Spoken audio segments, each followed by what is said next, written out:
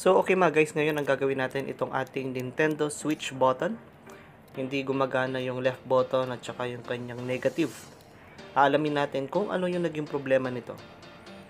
Dahan-dahanin lang po natin tanggalin, no? Kasi ribbon yung ating ginagawa. Maselan po yung part na ito. Kaya kailangan natin ng mga gamit gaya nitong tweezer. Naka-snap lang po, no, yung mga tinatanggal natin. Pero kailangan pa rin dahan-dahan kasi napakaliit po ng device na ito.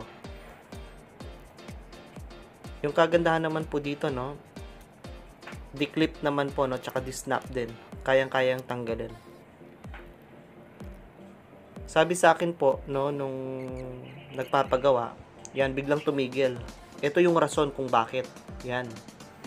Yan yung talagang sira. Hindi na natin ito mahihinang, hindi na rin natin marireheat. Kaya ang gagawin natin, bibili tayo ng replacement. Meron bang replacement nito?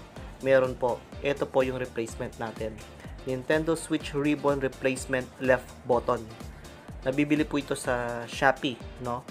And ilalagay ko sa aking link kung saan natin nabili ito. Yung kailangan lang po natin dito ay yung left button lang, no? Kasi set na siya nung nabili po natin. Ibabalik lang po natin dun sa dati kung paano natin tinanggal. Kaya po ako nagbi-video ako kung paano kong tinanggal, paano kong dinisassemble yung unit para kapag ibabalik mo, may guide ka, may video.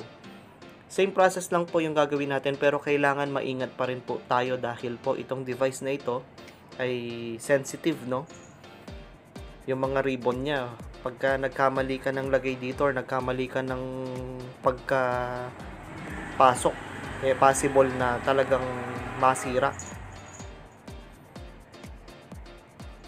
Kaya mahalaga po may mga gamit po tayo, yung mga tweezer, yung mga maliliit na screw, tapos yung mga lalagyan nila, no? Yan.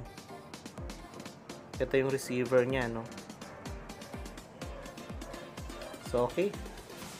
Ganun lang po, no? I-install lang natin ng mabilisan. Tapos itatry natin ngayon. Yan. Medyo nilabuan ko yung screen natin, no, para ma-test natin. Okay, pindutin na natin, no, yung button, yung left. Yan, okay na.